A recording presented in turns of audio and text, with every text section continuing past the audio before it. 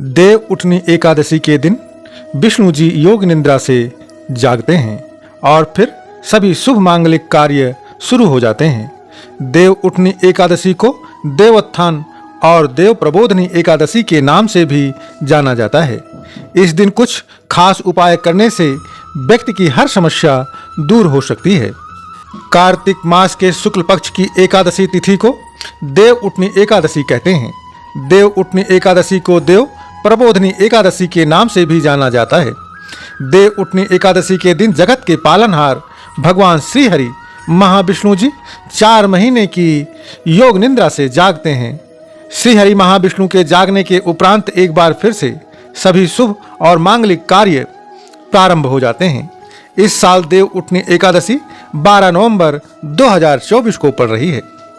धार्मिक मान्यता है कि जो भी व्यक्ति देव उठनी एकादशी के दिन भगवान श्री हरि महाविष्णु जी की आराधना करता है तो उसके जीवन का हर एक दुख भगवान श्री हरि महाविष्णु जी हर लेते हैं। देव उठनी एकादशी को देवोत्थान एकादशी के नाम से भी जाना जाता है।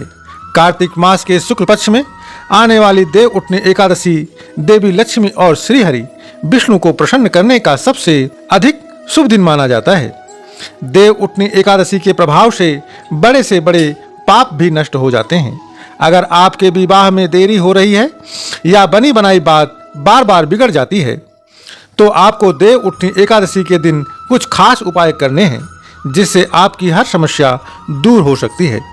वैदिक पंचांग के अनुसार कार्तिक माह के शुक्ल पक्ष की एकादशी तिथि 11 नवंबर की शाम 6:46 से शुरू हो रही है और इस तिथि का समापन अगले दिन 12 नवंबर को दोपहर 4:04 पर होगा।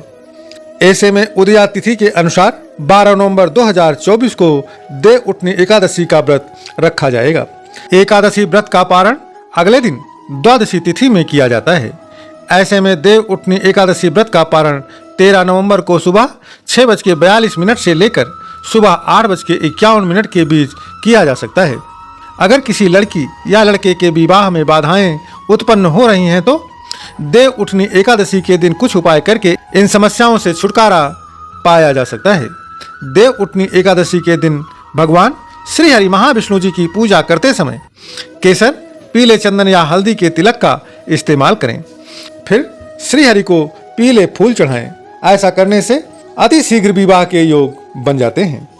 अगर आप अपनी कोई मनोकामना पूरी करना चाहते हैं तो देव उठनी एकादशी के दिन पीपल के पेड़ पर जल जरूर चढ़ाएं। पीपल के पेड़ में भगवान विष्णु जी का वास माना जाता है और एकादशी के दिन पीपल पर जल चढ़ाने से व्यक्ति की सभी मनोकामनाएं पूरी हो सकती हैं। देव उठनी एकादशी के दिन तुलसी विवाह करना भी शुभ माना जाता है।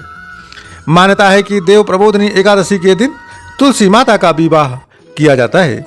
यदि कोई जातक ऐसा करता है तो शादी में आ रही रुकावटें दूर हो जाती हैं और शीघ्र विवाह का योग बन जाता है। देव उठनी एकादशी के दिन तुलसी के पौधे में कच्चे दूध में गन्ने का रस मिलाकर चढ़ाना चाहिए। साथ ही इस दिन तुलसी के पौधे के पास 5 घी के दीपक जलाकर आरती करना चाहिए। मान्यता है कि इससे विवाह की अड़चनें अति शीघ्र दूर हो जाती हैं। देव उठनी एकादशी के दिन भगवान विष्णु जी को शंख में गाय के दूध को भरकर स्नान कराना चाहिए। इसके उपरांत श्री हरि महाविष्णु जी को गंगा जल से स्नान कराएं।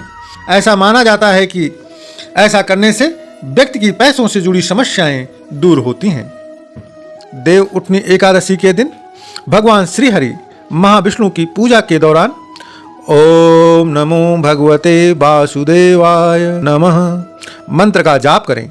ऐसा करने से जीवन में आ रही समस्त परेशानियां दूर हो जाती हैं। देव प्रबोधनी एकादशी के दिन भगवान श्री हरि महाविष्णु जी की पूजा में शुद्ध देसी घी का दीपक अवश्य जलाएं और भोग में तुलसी के पत्ते रखकर अर्पित करना चाहिए। ऐसा करने से भगवान श्री हरि महाविष्णु जी और माता लक्ष्मी अति शीघ्र प्रसन्न होती हैं और जातक के घर को धन धान्य से भर देती हैं। उस परिवार की समस्त परेशानियों और कला को माता लक्ष्मी और श्री हरि महाविष्णु जी अति शीघ्र हर लेते हैं। तो मित्रों, 12 नवंबर को देव उठनी एकादशी के दिन आप इन उपायों को करके अपने कष्टों से छुटकारा पा सकते हैं। धन्यवाद। प्रेम से बोलिए जय श्री हरि महाविष्णु जी की।